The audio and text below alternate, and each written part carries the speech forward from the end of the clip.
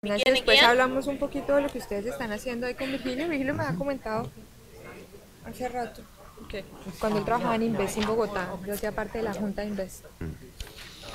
Y además es que want to welcome you all back. We have a rich menu of presentations, possible controversies, hopefully some discussion and debate amongst our panelists. What I'd like to do is move around the room and perhaps take a couple of questions from each of the sections and then move around the room again until we don't have any more time.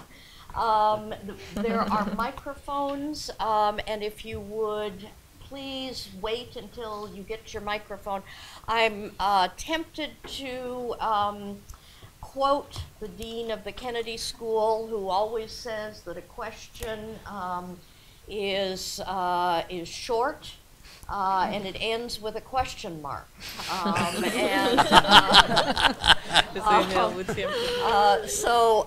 Shall we begin? If you have a general question, you might want to set it out generally, or if you have a question for a specific member of the panel. Why don't we take 2 questions from this area, 2 questions from this area, then we'll hear from the panel, and then we'll move over into this area. Okay? So.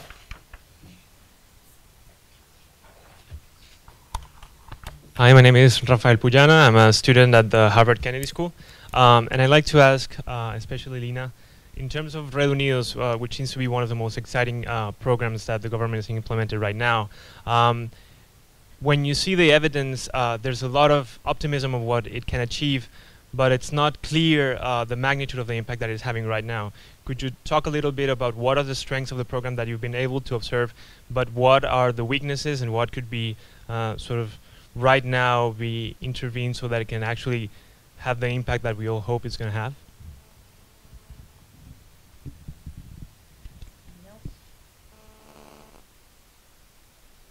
We'll move on to the central area then.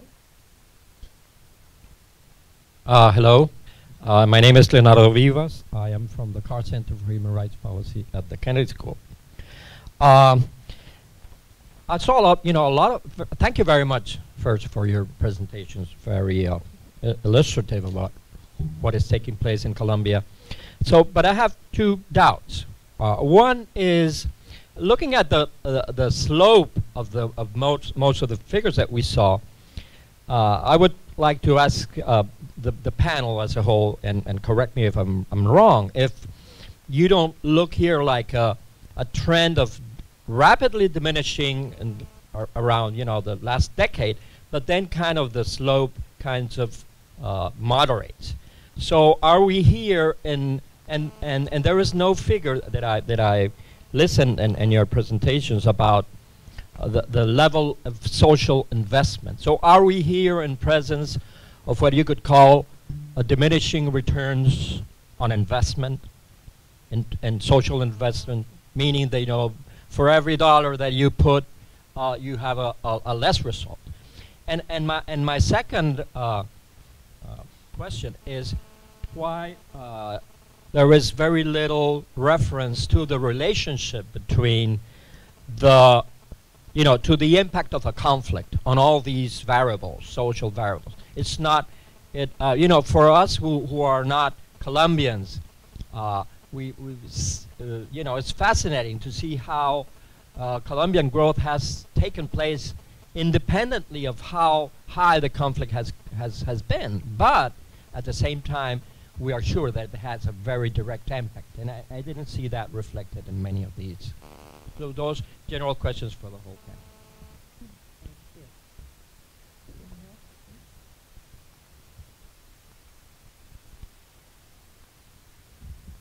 Good morning. My name is Gustavo Lano. I'm a Colombian resident here in Boston, work on the private sector. Thank you for the presentations. I think you were great. I have one question. I think it goes more for Luis. I think the effort that government does, any government, is just to serve the society. That is certainly that is true. But one of the biggest challenges, I believe, is to drive this private sector to contribute to that effort. So how is it that and strategy can be changed to drive those efforts and make the private sector really believe in a government and make sure that they contribute totally in their development of the social programs. That's pretty much what I think is just to try to combine all the social and the public sector with the private sector, which plays a significant role in society. So how to make them really attractive to invest in society. I think we can take one more question from. My name is Margarita Sanz. I'm a student at the Kennedy School as well.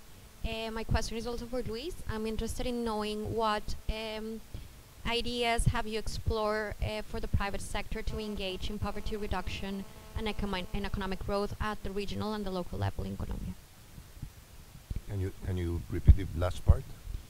Specifically, the role of the private sector. What ideas have you explored from the private sector in promoting economic growth and reduction of poverty at the local level?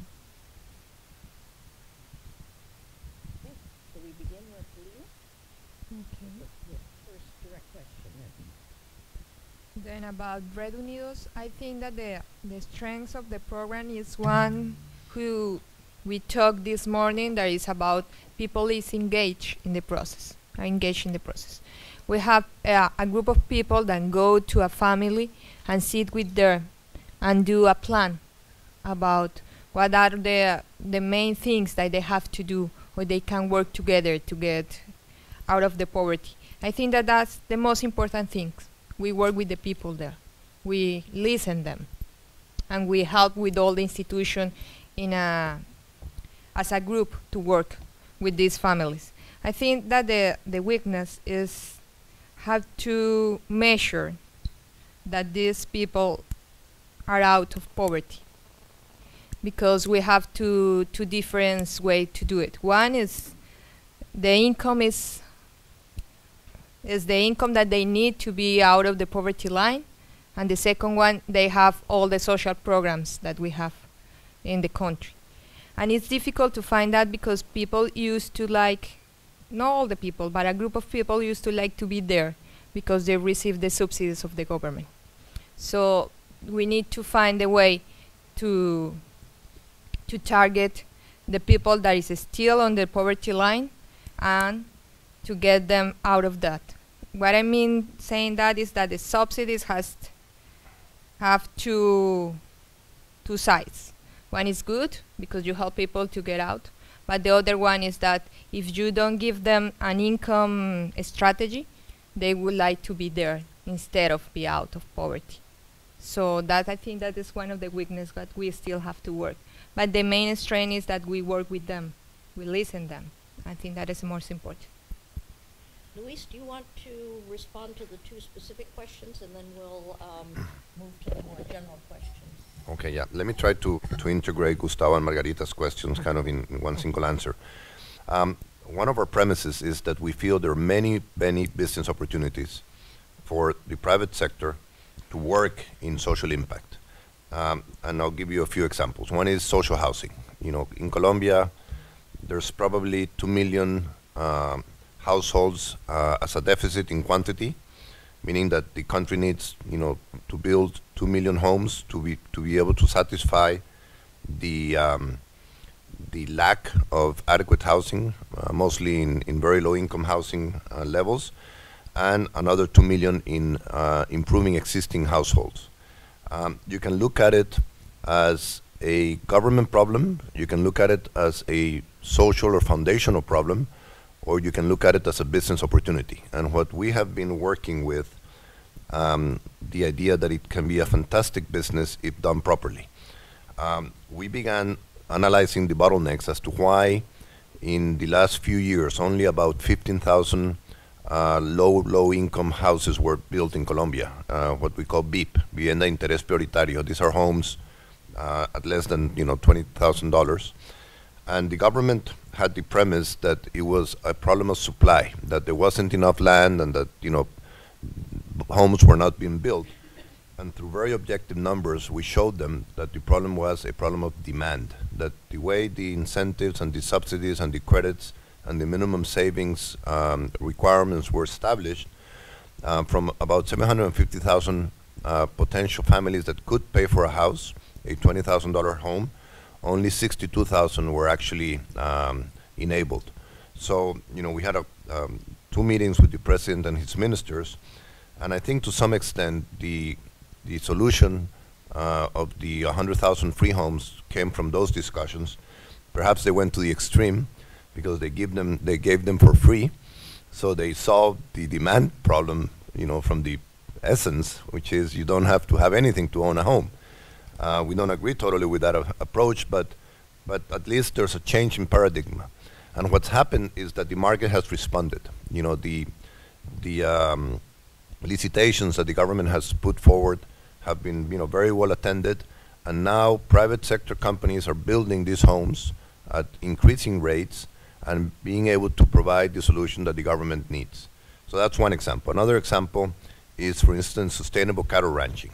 Colombia has about 40 million hectares of cattle land that is basically used in what we know as extensive cattle raising. An open field at most with live fences, trees that fence the fields instead of concrete posts. Colombia is the leader today in a combination of agricultural, cattle, and forestry techniques into integrated business models. For some reason in humanity, those 3 techniques have not come together, but when they come together, you can double or triple the way a given cattle farm raises cattle. You can increase 2, 3, 4 times the grazing capacity.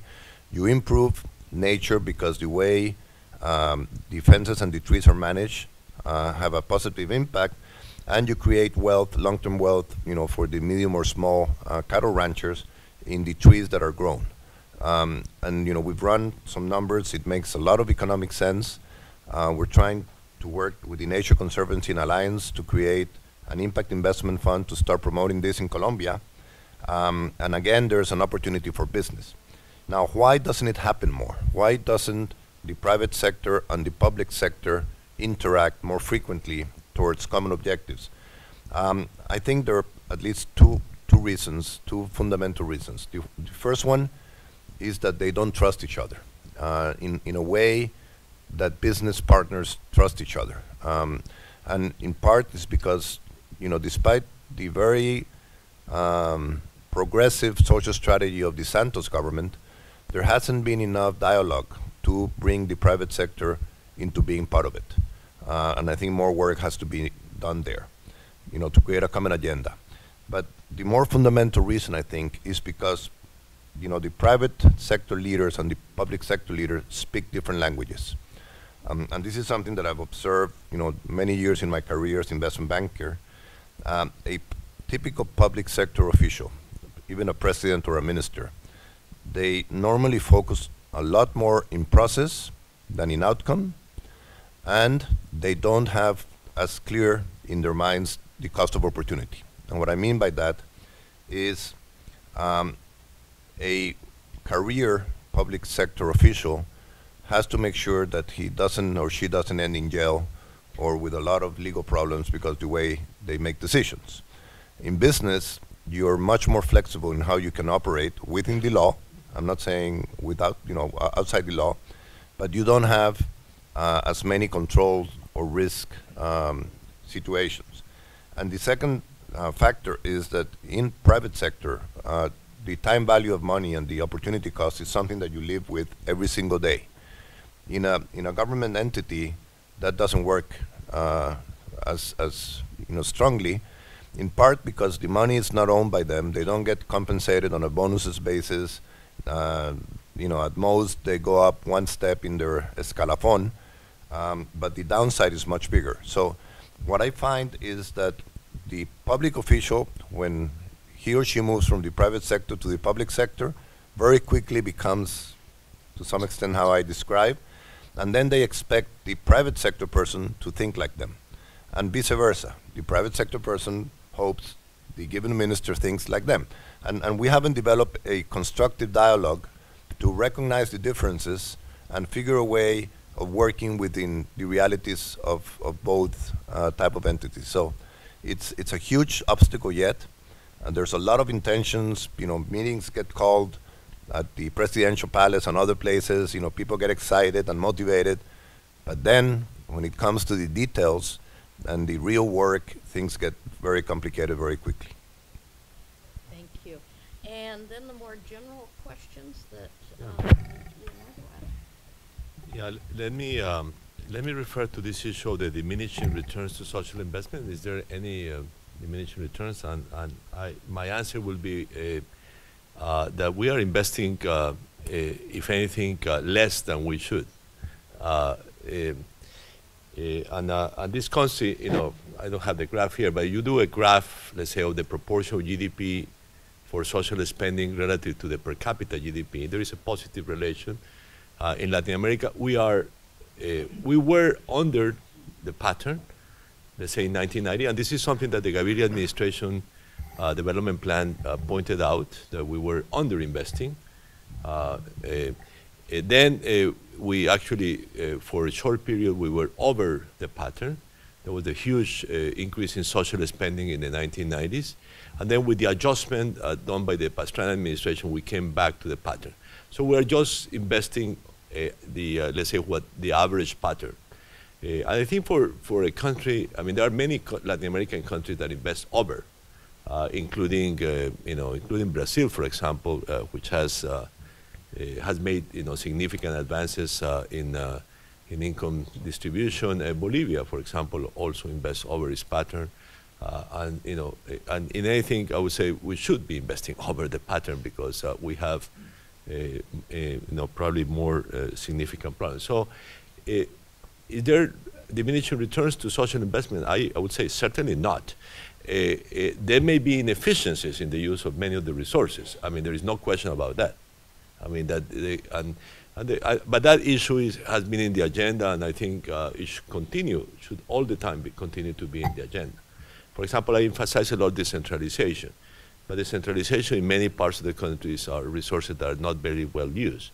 And how to, make better use. I mean, after the decentralization process, some of the small, pure municipalities of Colombia had the resources triple or quadruple relative to the previous pattern. So it was a huge increase for them. I mean, how much they have actually invested them well. I think on average, the studies show that they did invest quite a bit, but there probably is a significant room to improve the efficiency in that, and I'm pretty sure of any area of social spending. Let me actually just make an additional point on let's say, on public-private partnerships, or whatever you want to call it, which is that I appreciate very much actually. Luis may be correct about this relation between, let's say, the private business and their social actions. I think this is a very important area. But there is an even more important area in which we significantly underinvest, which is the organization of small producer communities. I mean, really down. I mean, perhaps Merilee's initial comments, perhaps Adriana's comments were also in that direction. And I think, if you look, there is this world of what has come to be called social entrepreneurship, which is really bottom-up organization of local producers to improve local communities to improve their living standards. And maybe there should be a major social entrepreneurship initiative. This is not something from let's say the successful private business to be necessarily the partners, but they could become. And there are excellent initiatives in that regard in some parts for some of the private foundations in Colombia. But this is something that could be multiplied, and I think if the state and put local governments to work a lot towards that in that direction, it could be much better. For example, in Colombia, when you look in the past, there were some interesting initiatives in the cooperative movement, which is, let's say, an old form of social entrepreneurship. But the cooperative movement just, let's say, did not perform very well. There are good cooperatives in Colombia, including some successful enterprises like Colanta. Well, the cooperative of coffee growers is a successful cooperative, etc. But there is not, there is a lot to do that. But there are many new forms that are multiplying everywhere in the world, and I think can make a major contribution. That's sort of a different type of public-private partnership that I think, I find particularly interesting. Anyone on the question of the impact of the conflict? Adriana? No, not that one. Okay. Well, please. No, I was just thinking about answering Gustavo's question about how the private sector can get involved. So, on one hand, you have the philanthropy side, and the other hand, like social investment that makes sense economically as well. So I'd like to highlight this new initiative that the government has, and we at CID, the center that I work at Harvard, we're helping with some of the ideas that are coming up, and I think it's very innovative. They're creating this social trading floor, and for that they already created a portfolio of like 6 or 7, maybe Lina could know better than me, initiatives, because private sector is coming to say, how can I help? How can I get involved, right? What do you have? And basically they just came out with this general 6 ideas.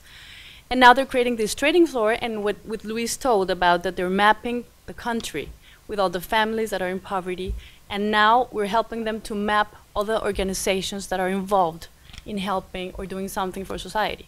So I think that's a good example of how the Colombian government is trying to be more effective and more clear about their job on not only reducing poverty, but being more inclusive.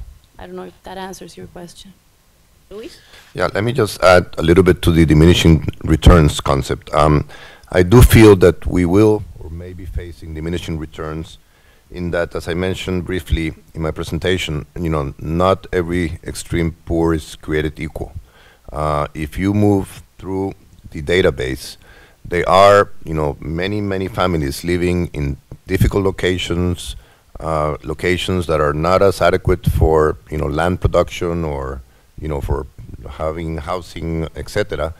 So at some point, I think probably already happening, the rate of reduction of extreme poverty, if you apply the same intervention, is gonna diminish, just because you take out the people that are closer to being out of poverty, out of extreme poverty, and you're gonna have to deal with the ones that are further removed from the solution. So that's gonna be a huge challenge, and it involves going into more remote areas of the country, which links to the issue of the conflict.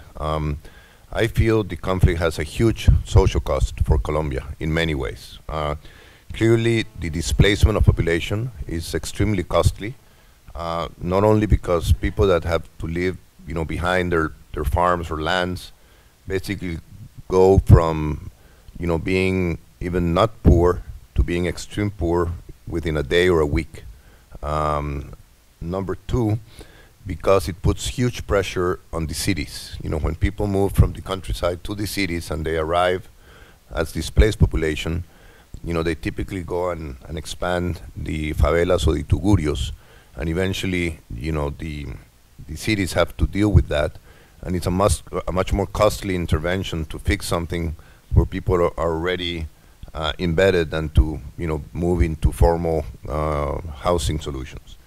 And thirdly, because it discourages private sector investment in remote areas, areas of conflict, which typically get recycled. We used to have the guerrillas in the Urabá zone, then the paramilitary came in, and then the Bakrin have come in, and in the end, it's mostly related to the drug trade. If you take a map, and the Consolidation Office has amazing maps where they show where the drug is produced and where the illegal fields are, and they collaterate that with the municipalities that are under control of illegal arms, highly correlated. The corridor between the Catatumbo through the Magdalena Medio into Nudo de Paramillo and then into the Urabá and Chocó coast is one, and then the second one is the south part of Colombia from Meta and Caquetá, Huila into Cauca. So if we were able to figure out how to minimize the drug problem and the illegal mining problem, That will help us significantly reduce the conflict and significantly promote investment in more region, in more difficult areas of Colombia. I just want to say two things. One about diminishing returns. I think that we are not facing that in the country because I think that is more because we have reduced the poverty to such level that every person that is below that is more expensive to get it over, to get out of the poverty. I think that is not because we are diminishing, but we have to need a new strategy to get there. I think because the poverty, the people who is there is more further from the line. And the other point is about the private sector role. I used to work with the private sector before to be in the public. And I remember always one sentence that someone said me about action of the private sector and said me, capitalism doesn't have heart. And I say, okay, maybe it doesn't have heart, but we can find a way to there. So I think that the private sector, even though now we are working in social entrepreneurship and all the actions that is closer to philanthropy, not only that you have returns there, I think that the main role of the private sector right now in Colombia is to get the opportunity for income generation in the country and for more formal labor or formal jobs, because that's the main problem. We have to generate employment, but that employment has to be formal. And also we have to give the people income generation opportunities. I think that that's the main focus of the private sector. Because, okay, we have private PPPs. And they are now help us to invest in, I don't know, houses, schools, see? Early childhood centers and everything. But we really need them to create them formal jobs. I think that's the main things that they have to do. Thank you. We can move over here for questions. Yes, sir. Thank you. My name is Felipe Barrera. I'm professor of economics and education here at Harvard. I have a question for Lina or for Luis. Let me push a little bit the question that Rafael tried to do. The impact evaluation of the rate Unidos, and that's what I do in my research is impact evaluation in education. But the impact evaluation of the rate Unidos is showing, the technical evaluation is showing very small effects of the program. So my question is, what is the government doing with that information? What the government is reacting to that information in which way? The second question that I have is related to that. A targeting program has the problem that the targeting has to be dynamic. So you need to have a targeting instrument that allows to get people in and people out. So, and I want to hear what is the government trying to figure out, how can we get the CISBEN more dynamic instrument to deal with the problem of people getting out and in. Finally, Jose Antonio, the crux of the argument here right now, as I understood, is that trying to focus the effort in poverty probably is not a good strategy. The focus should be a reduction of inequality. So I want to hear to elaborate on that idea, because I can see several scenarios in which you can have reduction in poverty and inequality stable or increasing. And I want to hear why it's important to get the inequality angle right. For me, the problem is poverty. So I want to hear what is the dynamic and what is the model in which you have to think in a society that you have to reduce inequality and you have to decrease poverty. Other questions from?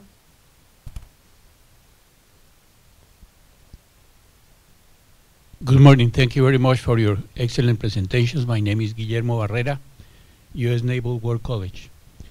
I have a question for Adriana, one for Luis, and one for Lina. I'm sorry, Professor, but you are very senior for me. Adriana, in your model, you are making a comprehensive approach to the solution of the problems of Colombia, not only the economical, not only the poverty, but many others. What are the challenges that you can see to implement that model in Colombia, and how do you think that you could solve them in order to be applicable and actually be functioning? For Luis, we were discussing a little bit before the starting of the questions, and the need of the know-how. How do you think that it could be gathered in Colombia to have that capability, and it goes in the same direction of the model that Adriana was talking, because without the know-how it's very difficult to work it out. And for Lina, yes, I know that the capital doesn't have any heart, but if you make it comfortable, then they will be able to produce. And I think that's one of the approaches of the Colombian government, making it possible for the investor to have attractive things to go to Colombia and invest. How do you see now that investment? Because I think that the investment in Colombia, especially the foreign investment, has been probably lowering down in amount compared with the last 5 years or something like that. Is it possible? Thank you. Come back here. Yeah. Hi, good morning. My name is Jose Luis Acero. I'm currently a student at Columbia University. And I'm thinking about the relation of poverty and employment and the impact that the appreciation of the peso have had over the economy and unemployment. I just wanted to ask two things. First, what we think to be like a proper exchange rate in order to not affect the efforts in overcome poverty and inequality. And the second one will be like strategy from like the private, the public sector to overcome this problem. Return back to the panel then. Okay. Almirante, Admiral. I didn't know he was an admiral, so I'm correcting myself. So thank you very much for asking. So I think Colombia right now is ready. Probably not to implement yet, but to design more transparent and efficient systems that include the stakeholders. I've been studying some cases in which I think there's some actors that are not being used for that purpose and that could be great for that, like the cajas de compensación. And for those who are not Colombian, cajas de compensación are an example. It's a unique example, and they only exist in Colombia. They have like something similar in Chile, but the ones that are in Colombia are very specific. And I think they're very impressive connectors between the social society, the government, and what is happening in the world of the social projects. So I think the challenge is, the first one is corruption. I'm sorry, Ambassador, but I think corruption is a big obstacle. And second, I don't know what's going to happen with this peace process, for example, which is taking a lot of the attention of the public, and I don't know if I would advise the government to give a little bit more importance and focus to this and include it in the discussions, which I don't know if they're being included. So those are the challenges that I see right now. Let me refer first to, to the question of Felipe. There are two ways to cut the issue. The first one, in my view, is that at the level of income, per capita income that we have, we should have, 15 to 20% less poverty. So yes, you can concentrate on poverty, and of course there has to be a particular efforts on the bottom, let's say, of the income distribution to try to improve their standards and break their structural problems. But in the long term, it is through income distribution that will solve. And in that regard, I take the literature on industrial countries, which shows that when you compare industrial countries, what you find out is that a couple of Swedish sociologists have called the paradox of redistribution, that the more you target policies toward the poor, the less you are effective in reducing poverty. So that in the end, it is through more universal welfare states that you actually, which are more redistributive, that actually in the long term reduce poverty on a more stable basis.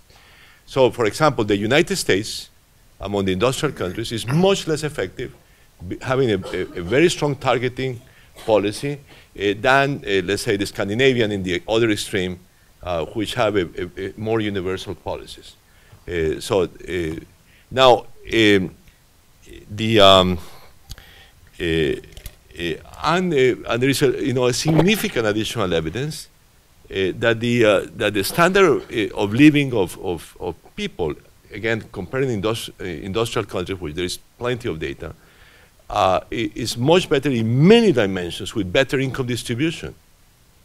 Going from crime to issues of life satisfaction to well, anyway, lots of dimensions are significantly improved by income distribution. So I think that's my bet is in the long term. Of course, we have to care about the poor, and any redistributive, any policy has to be to focus on the poor. But in the long term, the objective has to be income distribution. We have to have a much better income distribution. I mean, we should really aim at that. And how do industrial countries, going back to my tax reform, how do industrial countries significantly improve distribution? I mean, they redistribute, and reduce inequality by 15, 20 percentage points. How do they do it? With redistributed taxation that raises the income and then transfers. So your problem of dynamic targeting, I prefer to have universal transfers for the poor. I think it's a much better policy in the long term. Just universal transfers. And I think they will not be much more costly. I think that the current programs, the Familias en Acción, and you will not have that problem. I really think a universal transfer is much better policy in the long term, and actually it's much cheaper. You don't have, and of course you have to have other programs. I mean, what I appreciate is not the conditional cash transfer of Familias en Acción, but actually the strategy of Red Unidos, which is trying to put the state, coordinate, let's say, the actions of the state for the poor families to see how they access universal policies. So my model is a model of universal policies, including universal transfers for the low-income earners, together with strategies of the state to coordinate how the state reaches the poor that don't generally have access to. Now, on the question of employment and exchange rate of Jose Luis, I want to point out the following. The current strategy generates one type of employment.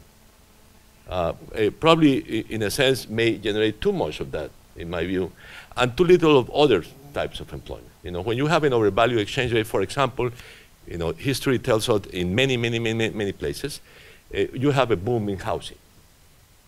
We probably have too much of that in Colombia at current. I mean, we're close to a housing bubble. Housing generates a lot of employment, but it's not as sustainable as we have learned. At the same time, you are destroying, as I said, manufacturing jobs and agricultural jobs that will be critical later on when mining prices come down. So it's also a question, it's not only a question of the magnitude of employment, which is probably maybe not the main problem in a sense, because Colombia is generating employment, and formal employment, as Lina said, is increasing. So that's not quite the problem. The problem is that I also see a composition of employment that is not necessarily the best in the long term, because the employment in housing is going to fall sooner than later. And if we lose manufacturing and agricultural activities, it will be very difficult to create them later on, because there's a disinvestment that may be permanent in some sectors. I want to try to connect the inequality question with the poverty issue from a different perspective.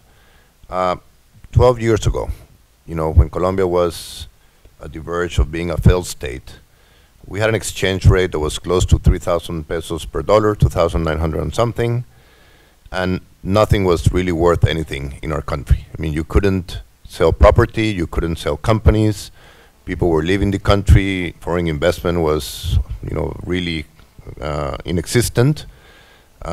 10, 12 years later, we have an exchange rate at 1,830.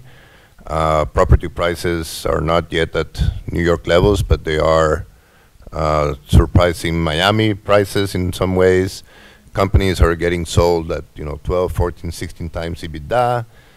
There's probably more than, well, there is more than 50 family groups whose net worth is more than $500 million, probably 100 family groups if we, you know, were to count them properly. And if we had a country where we had no drug trade, no guerrillas, unemployment not at 10% but at 5%, and growing at 6 or 7%, which would be possible, everybody that owns anything in Colombia would be wealthier.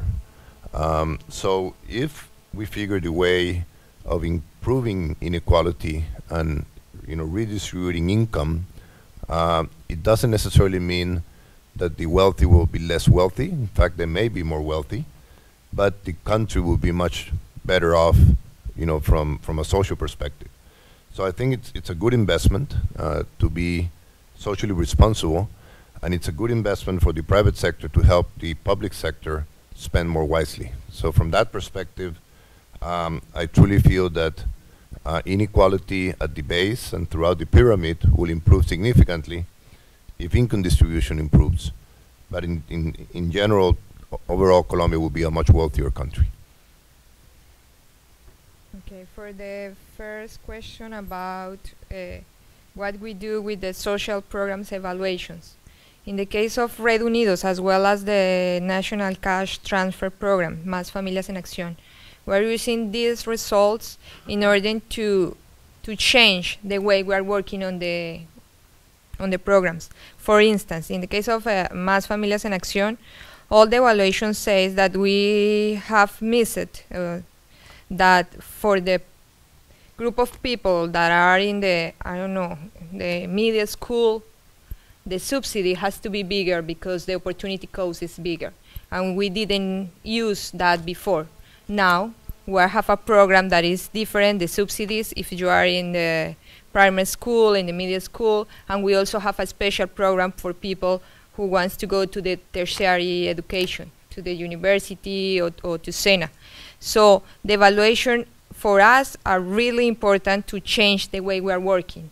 In the case of Red Unidos, we have, as you remember before, Red Juntos.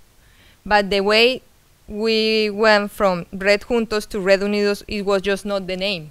It was the way we worked there.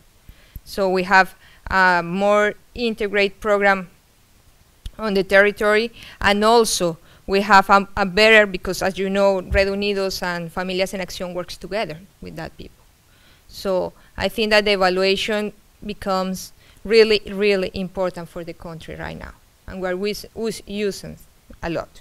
For the second question about CISBEN, I always listen that question that CISBEN is static, but that's not true, because every 2 months the database changed more than 40% every 2 months. That means that people go there and change the information, because you move to another house or to another municipality, or because you have I don't know, a new child in the house, or because you have to move to live with your parents, and all the things that change demographic things in the database or the house, it changes 40% every 2 months.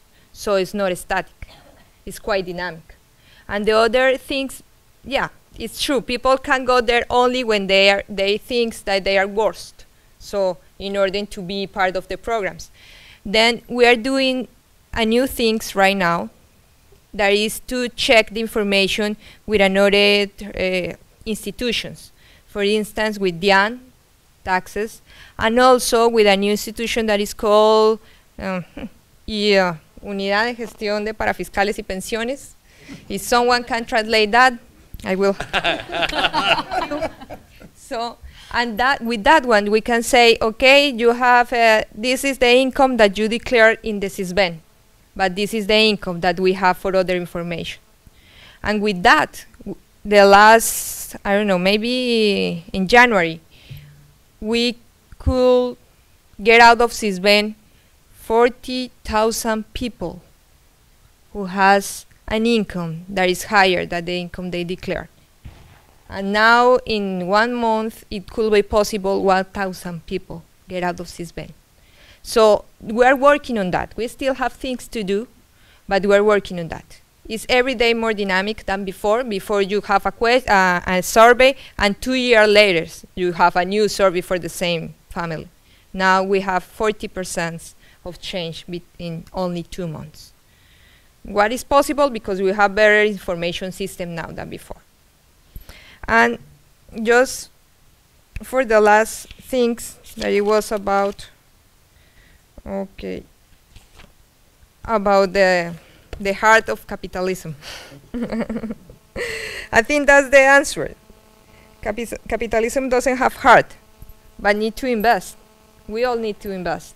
So to get all the public goods that there needs to improve or to increase the investment in the country are quite important in that question. And I think that we have to work, and I think this afternoon we're talking about that, transportation, mobility, ports, airports, all the things that are important for the investment. Right now, the investment has grown, I think, in the last 2 years or 3 in the country, especially foreign investment. Of course, it's a lot related to mining, yeah? But it has increased, I have to say that. We have time for a couple of questions, yes. Now, in front. Thank you. And thank you to the panel. My name is Carolina Ocampo. I come from the School of International and Public Affairs at Columbia University. And my question is related to mining and foreign direct investment, and how, given the large amount of FDI going into mining, how should Colombia leverage this, this investment to reduce poverty, rural poverty, because these operations take place in the rural areas? There's a lot of investment in infrastructure, there's a lot of capacity. So how should the country leverage these investments to utilize mining assets for long-term sustainable development? Thank you.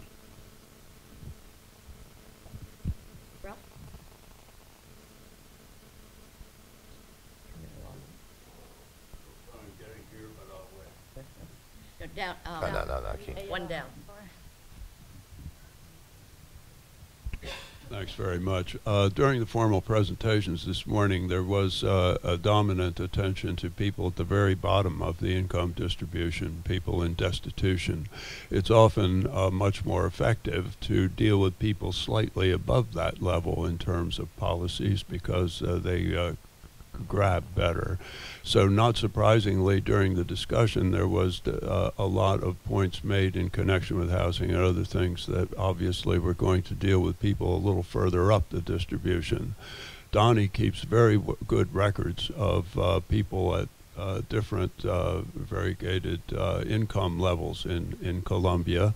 And I'm wondering if anyone's keeping track on who actually becomes targeted by many of these policies for low-income people as to the level of need they have. So let's try those 2 questions then. I would like to start with the mining and how to reduce poverty with all the boom we have in this commodity. As you know, at the beginning of the administration, Santos administration, we have a new law about royalties. I think that was a big step. The royalties are now distributed in the whole country for all the municipalities, and it's related to the level of poverty in each one. Now, it's not only because decentralization has the problem of corruption in some areas of Colombia, and now it's not only the mayor and the government who works there and to say, okay, I'm going to invest this money of royalties in, I don't know, in a school or in a pool, as used to be before. But now there's also a person there from the national government to help them to have better projects to invest the money. That's a lot of work. The National Planning Department is working on that. The most of people who used to work only in technical things about social programs or about policy, public policy, are now there in every municipality in the country, working with the mayors in order to have better projects to invest royalties. I think that's one of the ways to do it, is to use that money to invest in social programs and to be part of that. And the other one is about the meaning and beginning to the question that we have before the break, that is about how the economic policy is or isn't related to the social policy. I think that in the country, the way we have to work through that direct channel and indirect channel is to, one, the royalty law, two, the tax reform. I think that was one of the things we're working on that. And the third one is related to public and private partnership. That's the other way we're trying to work together with that. Well, I can, there are probably three dimensions to Carolina's, three different answers to Carolina's question. This is one, the royalties and how they are redistributed. I think, given that, I think the royalties law was an improvement.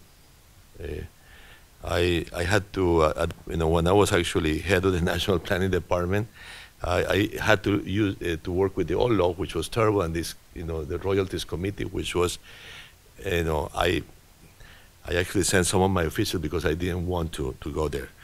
It was, I really didn't. I was suspicious of all decisions that were taken over there. So it was really a corrupt institution. I mean, Nestor, who works with me at that time, can testify.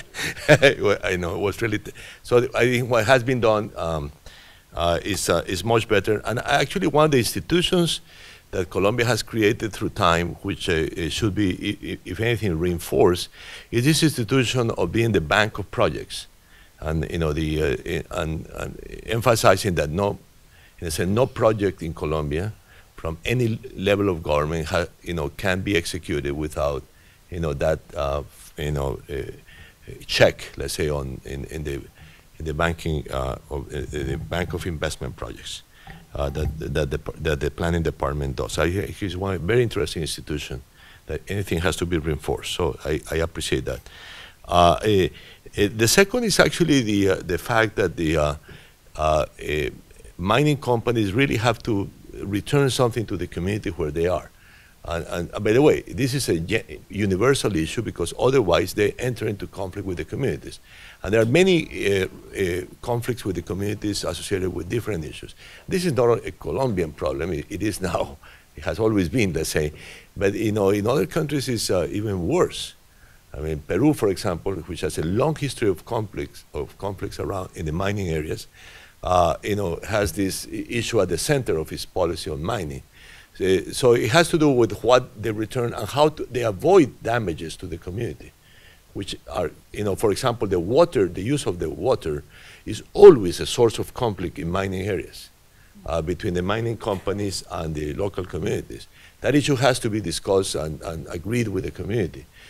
But aside from that, there are many ways how they contribute, for example, to improvements in the social infrastructure, in the physical infrastructure of the areas, because people will never recognize that you have this big modern company there, and then at the side you have this very extremely poor community. I mean, that contrast is just a cultivation of conflict. And the third dimension is the one I referred to in my presentation, which is the macroeconomic dimension. And my way of emphasizing is of this issue is that that's a really important, I mean, perhaps the most important dimension. I mean, how you avoid a booming mining from undermining the competitiveness of other sectors is for me the fundamental issue.